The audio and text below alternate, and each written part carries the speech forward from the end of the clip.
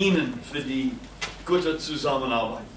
Ich möchte zunächst eine kurze Ankündigung machen und beantworte im Anschluss daran gerne Ihre Fragen. Almost exactly 1 month ago, I announced that my family and I will return to the United States at the beginning of July. I'm very happy to say my wife Tammy's here. Tammy, just come on, make sure everyone knows this is meine Frau, Tammy Murphy. Since that announcement a month ago, we have traveled around Germany to say goodbye and thank you to friends. Old friends and new friends, young and old, that we have made in our time. Munich is the last stop. By the way, this is my 46th official visit to Bayern as the U.S. ambassador. Next week we will celebrate one last 4th of July at the embassy in Berlin, make a few last farewells, and then we'll head back to our home in New Jersey. Serving as ambassador of my country to Germany, one of America's strongest partners, has been in every sense of the word the job of a lifetime for me. 2 weeks ago, President Barack Obama nominated my successor, John Emerson, from Los Angeles, California. That nomination has now been sent to the Senate. I know John. Tammy and I know John and his wife Kimberly and their daughters. He will do a fantastic job, especially since he will have the support of one of the greatest teams in the world to count on. I have nothing but praise for my colleagues both at the embassy in Berlin and of course in our consulates. And here in Munich, as I've already mentioned, Consul General Bill Mueller and his colleagues, Leila Honus is right in front of us here with him, are very creative about finding windows of opportunity to engage with all segments of German society. They are the best of the best. The past month has been indeed very busy. Last week we had a very successful presidential visit to Berlin. President Barack Obama had excellent discussions with Chancellor Merkel and President Gauck, and also with SPD Spitzencandidate Peer Steinbrück. A day before arriving in Berlin, President Obama, European Commission President Barroso, European Council President Van Rompuy, and Prime Minister David Cameron announced that negotiations on a comprehensive transatlantic trade and investment partnership will begin on July 8th in Washington. This is very good news. The TTIP, which is what it's called, is a high priority issue for the Obama administration for a whole range of reasons. Over the past month, and in particular over the past week, there have been many commemorations of the 50th anniversary of another U.S. presidential visit to Germany. The fact that the legacy of President John F. Kennedy continues to mean so much to Germans is for me an example of the strong connections between our two countries. Es gibt ein Lied von Marlene Dietrich, in dem sie darüber singt, dass sie noch einen Koffer in Berlin hat. In jeder Hinsicht wird die Familie Murphy immer einen Koffer in Berlin, München, Frankfurt, Düsseldorf, Hamburg und Leipzig haben und an allen anderen Orten, die dazwischen liegen. Ich danke Ihnen für Ihre Aufmerksamkeit und ich freue mich jetzt auf Ihre Fragen und Anmerkungen. Dankeschön. Vielen Dank, Botschafter. Thank you very much. So, the ambassador must leave in about 20-25 minutes, so we use the rest of the time for short questions, please. I will talk fast. Who will be the first? Next. I am very happy also to speak about football, if you'd like. Thomas, help me out. Herr Metzger, Sie haben sicher eine Frage. Well, Mr. Ambassador, well, here's not a question that way, more a plea that I hope you might take home to Washington. It's about that VIP right now in a transit lounge in a Moscow airport. And I'm wondering whether it might not be possible to simply let him walk. Because actually, what harm did he do you? As far as I can see it, didn't do you any harm, rather more a service. Because as I read, President Obama wanted to start a debate on all these data monitoring thing, which he couldn't have done himself. So Mr. Snowden did. And if you look at the outcome, it's interesting, because no one really minds. But the most positive outcome of that debate that's taking place right now, that you could have. No one really minds, which is not a great wonder to me, because, if the NSA knows that just 20 minutes ago, my wife called me, and the conversation lasted 7 minutes, well, what harm does it do to me?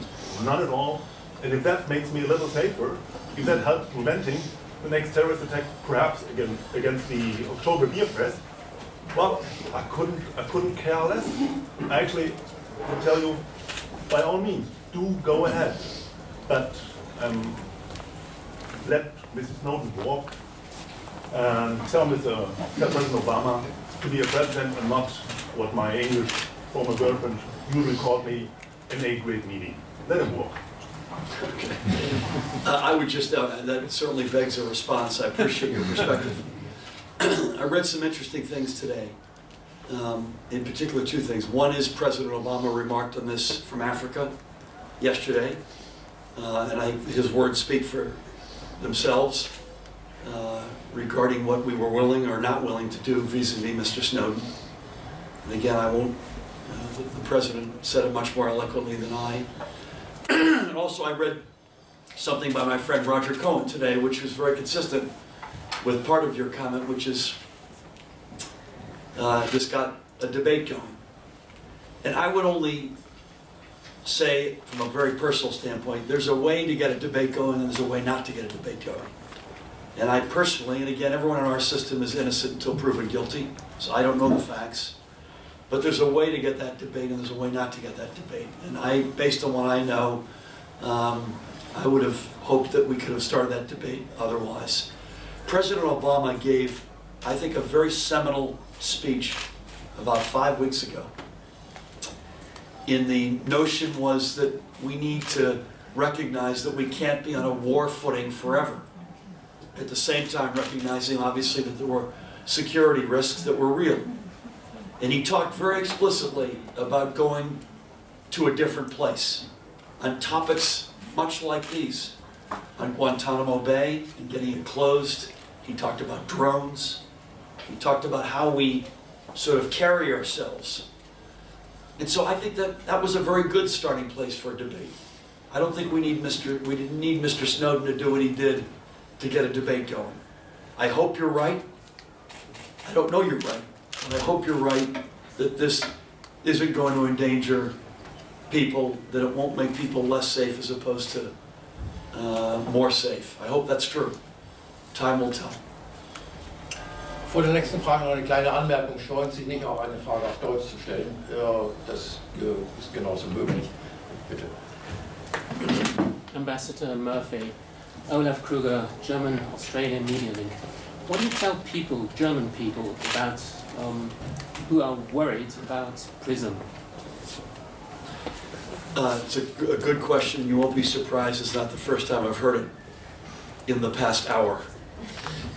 People talk about this all the time. And my broad reaction and broad answer is to not worry. And this is the way I think of the world in which we live right now, in America and in Germany, any free society. And there are 2 levers that we have a hold of, that we balance and try to measure and get right every day. One is a deep-seated obsession, reverence for personal privacy and civil liberties. In our case, ensconced in our Bill of Rights.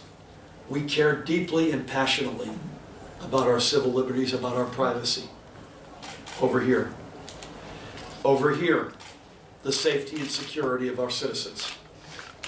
When you go to become an ambassador, for instance, and you say, as I did, because I've never done this before, what's my number one, how do I rank my responsibilities? Number 1 is the safety and security of American citizens in the host country.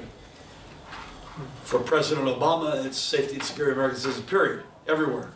And by the way, if you add anything to that, it is in fact safety and security as well of those citizens of our allies. And you would never want to have one without the other. You can't have one without the other. But you also would never want to denigrate one at the expense of the other. So you're in this incredibly challenging balancing mode, particularly and clearly after 9/11, where you struggle every day to get this right. And you feel like, on the one hand, you can stand up and say, listen, we achieved our highest principles, our loftiest goals, and we also kept our citizens safe. And that's the objective that we wake up, and I don't mean we, just the United States, that all of us wake up, beginning with our leaders in free and open societies. That's the objective that we strive for every day. And it's not easy. And we mostly get it right. We're not perfect, but we mostly get it right. That's what I would say. Thank you. Bitte. Jens Noller, Bavarian Local Radios. Hello, Jens. Bavarian Local Radios. I said, Grüße, Jens. How much concern is there in Washington about the possibility of a change of government after the elections in autumn in both Berlin and Munich? I have not had conversations firsthand lately in terms of the Munich elections with Washington, although we monitor that very closely. We do speak and monitor that very closely within our mission. I'll come back to that if I may. One of the lessons you'll learn quickly in looking at the German-American relationship is that both Republican and Democratic, I can see you back there, I know you're there, Jens, that both with Republican and Democratic presidents in our country and with CDU, CSU, or SPD chancellors in this country, we find a way to further and deepen our relationship. And so the president last week, as an example, wanted to be sure and was very careful to make sure that he had a balanced visit. He spent a significant amount of time with Chancellor Merkel, but he also spent a meaningful amount of time with the Bundespresident, with vielen Dank. I lost my voice, I apologize. He also spent a significant amount of time with Pierre Steinbrück. He was introduced in his speech by both the Chancellor and Regierende Bürgermeister Klaus Wowereit. So we have complete and supreme confidence that we will. I'll give you an example of my own case. I was honored yesterday in farewell events in Berlin to spend meaningful time with both Chancellor Kohl and Chancellor Schröder. And so this is not just something that we talk about, we live this. We find a way. The relationship with Germany is indispensable. It transcends any individual or political party. Back to Bayern. This is, in many respects, certainly economically, in many respects culturally, diplomatically, and for our military, one of the most important states